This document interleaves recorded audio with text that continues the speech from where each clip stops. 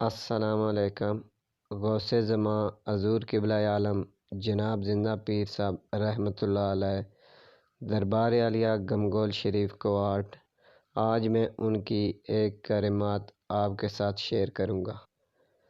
مصلی پاک کے کونے کے نیچے سونے چاندی کی جاری نہریں۔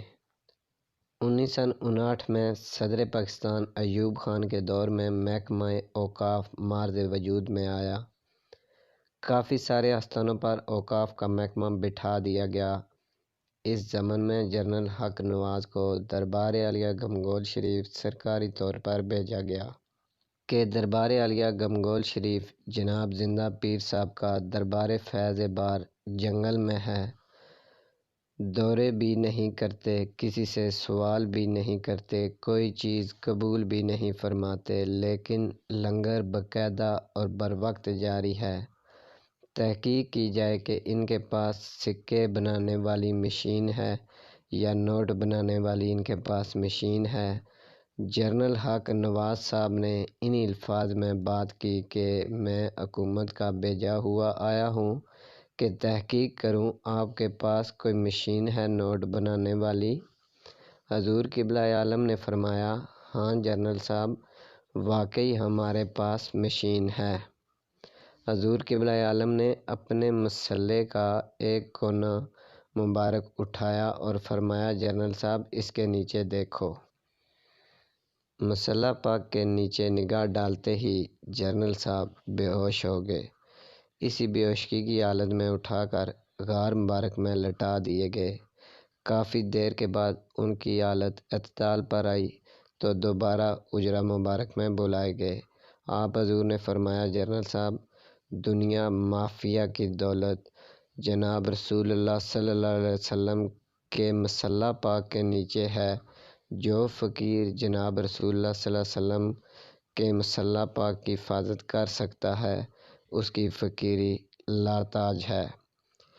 ایسے سب کچھ جناب رسول اللہ صلی اللہ علیہ وسلم کے مصلی پاک کے نیچے سے ملتا ہے۔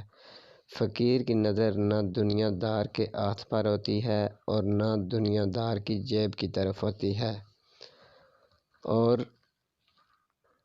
نہ کسی دنیا دار کے دروازے پر ہوتی ہے۔ فقیر کی ذمہ داری اصل میں یہی ہے کہ مصلی پاک کی حفاظت اور دین کی خدمت۔ جو کچھ آپ نے دیکھا ہے، یہ مصلی پاک پر بیٹھ کر بکثرت درود خوانی کا ثمرہ ہے۔ جب جنرل صاحب ملاقات سے باہر آئے، ان سے سوال کیا گیا، آپ کیوں بے ہوش ہو گئے تھے؟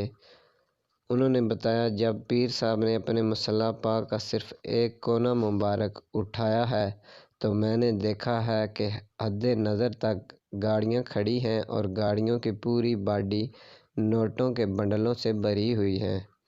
گاڑیوں کی دائیں بائیں دیکھا، یوں محسوس ہوا کہ سونے چاندی کی نہریں جاری ہیں۔ کیفیت دیکھ کر میں نے سوچا، حکومت کیا گمان رکھتی ہے، اور ادھر اس مصلی پاک کے ایک کونا مبارک کی یہ حالت ہے۔ پورا مصلی پاک کے نیچے کیا کچھ فتوحات کے خزانے ہوں گے۔ اس سوچ میں میری حالت اعتدال سے گر گئی اور مجھے غشی طاری ہو گئی۔